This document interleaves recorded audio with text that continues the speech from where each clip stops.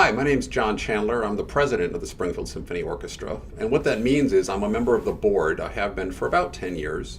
And I serve a 2-year period as president of the SSO, which means I oversee and help lead the board, fundraising, financial work, working with the staff, and interacting with Kevin, although I try not to get in his way on the artistic stuff because he's the maestro and I'm the marketing guy from Mass Mutual, where I've worked for about the last 7 years. So what does a board member do? Really, our primary responsibility is helping to ensure the financial health of the orchestra. So whether it's the annual fund or it's sponsorships or it's helping to generate market development, get more tickets sold, it's supporting our youth programs, it's being a donor and encouraging others to donate. All of those things are a part of being a supporter of the SSO and being an active board member. And I've come to really enjoy the work, although it's work. I'm not a huge classical music fan, but I have become one because of my involvement over the last 10 years on the board. And quite honestly, when I was recruited to join the board, I was asked, "You look like someone who would listen to classical music, do you?" by a former president of the SSO. I said, well, in my CD changer in my car, remember CD changers in our cars? I have Glenn Gould's Goldberg Variations, the second recording, which I still listen to a lot. But next to it, I have the greatest hits of the Red Hot Chili Peppers.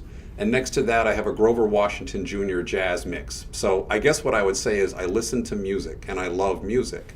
And because I've been involved in the SSO, I've become a bigger and bigger fan and a greater and greater appreciator of classical music.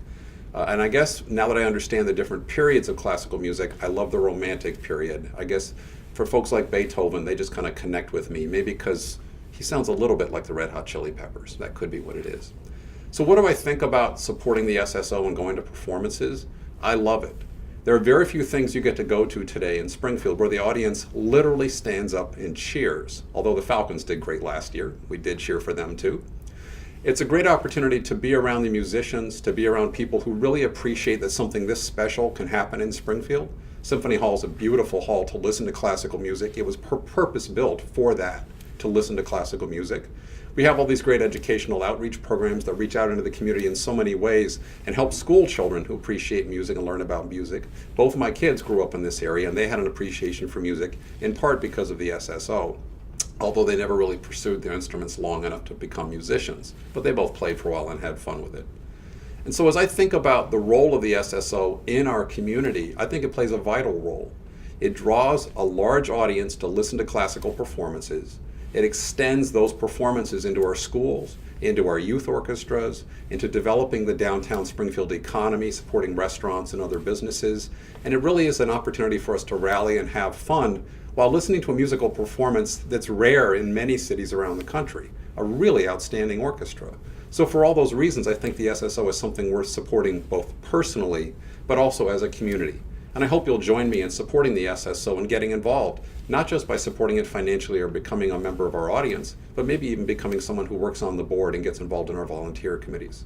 It's a great organization to be a part of, and I ask you to be a supporter of it in any way that you can.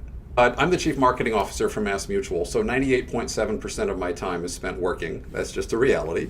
But what I love to do beyond work is actually work out. I was an athlete in college and in high school, and that carried over into my habits today. So I work out with a personal trainer 4 days a week, and I'm an avid road bike cyclist, and I will ride my bike 12 months of the year if the roads are not too slick. And you haven't lived till you change a flat tire when it's 24 degrees out and you're soaked with sweat. It's a really special experience, but that's one of those things I do. I'm also an avid hiker. When my son graduated, my younger son graduated from high school, his present that he asked from me was a week hiking across the presidential range in the White Mountains of New Hampshire, which was a total blast to do. And you haven't really experienced joy until you've spent time with your son and no cell phone service. That combination is really special. So I guess I'm kind of an active guy, and when someone one time asked me, "When are you happiest?" I said, "I think it's when I'm a little bit out of breath." And whether that's where I'm being stretched by work or by my volunteerism with the SSO, or it's just exercising, that seems to be where I seem to be happiest, for whatever reason.